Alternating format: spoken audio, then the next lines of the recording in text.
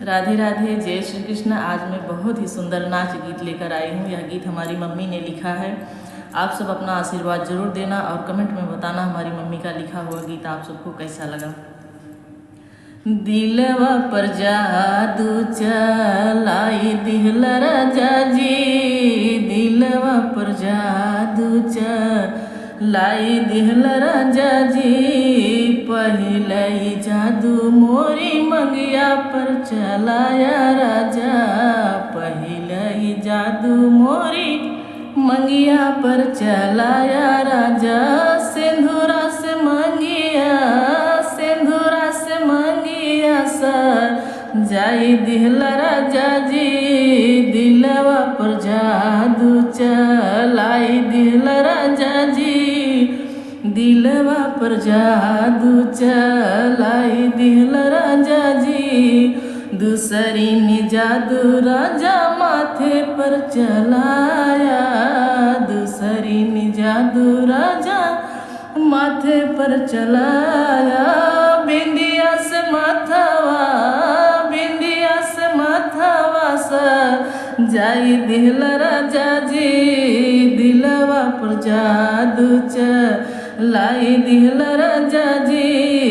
बिंदिया से माथावा, बिंदिया से माथावा सा जाई दिहल राजा जी, दिलवा पर जादू चलाई दिहल राजा जी।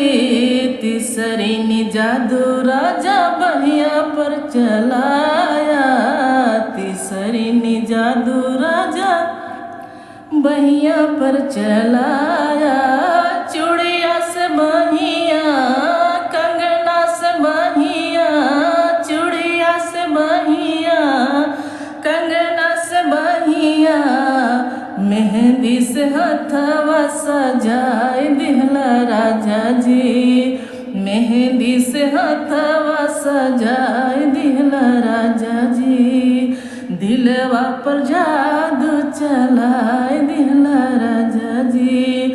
चौथी ने जादू मोरे अंग पर चलाया राजा, चौथी ने जादू मोरे अंग पर चलाया राजा।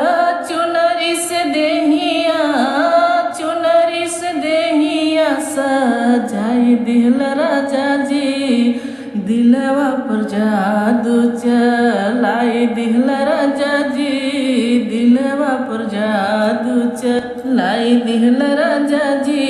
चुनरी से देहिया, चुनरी से देहिया सजाई दिहल राजा जी, दिलवा पर जादू चलाई दिहल राजा जी।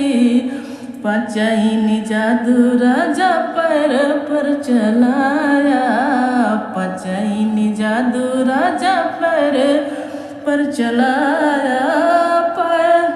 पायल से पैर, बिछुआ से पैर, महावर से पैर सजाए दिहल राजा जी, महावर से पैर सजाए दिहल राजा जी। दिलवा पर जादू चलाए दिहल राजा जी। सताई ने जादू राजा मुझ पर चलाया, सताई ने जादू राजा मुझ पर चलाया।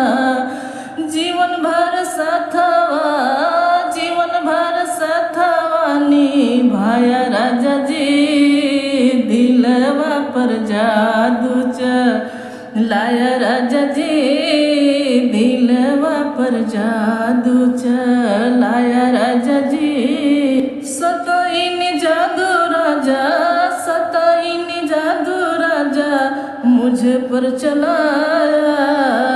जीवन भर साथ निभाया राजा जी, दिलवा पर जादू चलाया राजा जी, दिलवा पर जादू चलाया।